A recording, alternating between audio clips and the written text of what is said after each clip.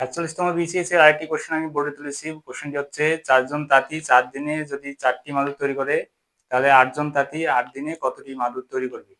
এটি হচ্ছে বিসিএস এর যে মানসিক দক্ষতা এবং পাটিগণিত যে অংশ, সিলেবাসের যে অংশটি, সেখান থেকে আসা একটা কোশ্চেন।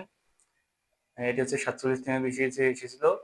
তো এই কোশ্চেনটি একটু লজিক্যাল কোশ্চেন।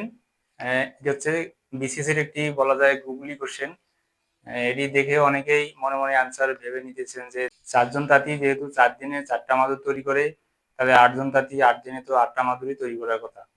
যারা যারা মনে মনে 8টা মাদুর তৈরি করবে এরকম ভাবতেছেন, তাদের অ্যান্সারটি হচ্ছে রং। এটি হচ্ছে পাটিগণিতের একটি অঙ্ক। পাটিগণিতের ঐকিক নিয়ম থেকে আসা একটা অঙ্ক। তো এটাকে আমাদের ঐকিক নিয়মেই সমাধান করতে হবে। এর বাইরে যদি আমরা অন্য কোনোভাবে চিন্তা করি, সেটা ভুল আসার সম্ভাবনা অনেক বেশি। তো আমরা অন্যভাবে চিন্তা না করে এই পাটিগণিতের যে ঐকিক নিয়মেই এই অঙ্কটি সমাধান করার চেষ্টা করব। এই অঙ্কটি অর্থাৎ এই ধাঁচের যতগুলো অঙ্ক আছে সবগুলো আমরা পাটিগণিতের ঐকিক নিয়মেই সমাধান করার চেষ্টা করব। তাহলে আমাদের 100% যে রাইট অ্যান্সার সেটা আসার সম্ভাবনা বেশি।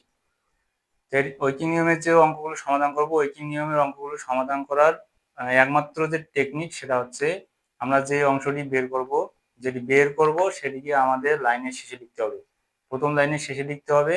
এর পরের লাইন থেকে যদি আমরা যেটা বের করব সেটা যদি বৃদ্ধি পেতে থাকে তাহলে সেটাকে আমাদের গুণ আকারে লিখতে হবে, আর যদি কমতে থাকে, হ্রাস পেতে থাকে, তাহলে সেটাকে আমাদের ভাগ আকারে লিখতে হবে। এই তিনটি কথাই আমাদের ঐকিক নিয়মের সকল অঙ্ক সমাধান করে দিবে। তো অঙ্কটি আমরা সমাধান করার চেষ্টা করি। প্রথমে লিখব 4 জন তাঁতি 4 দিনে 4টি মাদুর তৈরি করে। আমাদের বের করতে হবে মাদুরের সংখ্যা। তো মাদুরের সংখ্যা আমরা প্রথম লাইনের শেষে লিখব। এটি হচ্ছে ফার্স্ট টেকনিক। লিখি 4 জন তাঁতি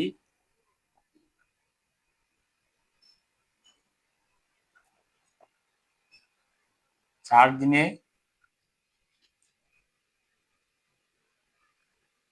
4টি মাদুর তৈরি করে।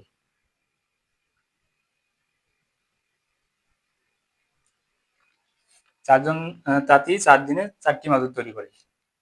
এই যে 4 জন তাঁতি এবং 4 দিন এখানে আছে, এগুলোকে আমাদের একের সাথে তুলনা করতে হবে। এটি হচ্ছে ঐকিক নিয়মের একটি নিয়ম। আমাদের এই দুটিকে একের সাথে তুলনা করতে হবে। তাহলে একজন তাঁতি, এটিকে 4 দিনে রেখে দিলাম প্রথমে। তাহলে কতটি মাদুর তৈরি করবে? মাদুরের সংখ্যা কি বৃদ্ধি পাবে নাকি হ্রাস পাবে? উপরে করছিল 4 জন তাঁতি 4 দিনে 4টি মাদুর। এখন করতেছে একজন তাঁতি 4 দিনে, তাহলে অবশ্যই মাদুরের সংখ্যা হ্রাস পাবে। যেহেতু মাদুরের সংখ্যা হ্রাস পাবে তাহলে এটাকে আমাদেরকে ভাগ আকারে লিখতে হবে।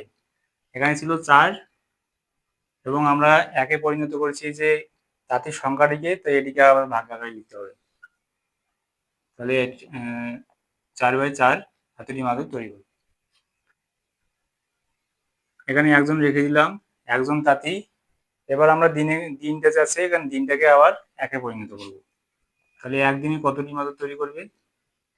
যেহেতু কমতেছে মাদুরের সংখ্যা, তাহলে আবার নিচেরটার সাথে আবার গুণাকার লিখতে হবে। 4/4 গুণন 4 এতটি মাদুর তৈরি করবে। এবার আমাদেরকে ফাইনাল লাইন লিখতে হবে 8 জন তাঁতি এবার 8 দিনে কতটি মাদুর তৈরি করবে। 8 জন তাঁতি ধরে নিলাম এখানে একদিনই তৈরি করবে।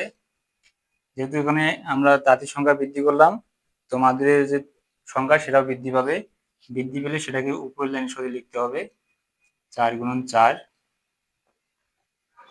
এতটি। এরপরে এখানে 8 জন তাঁতি থাকলো।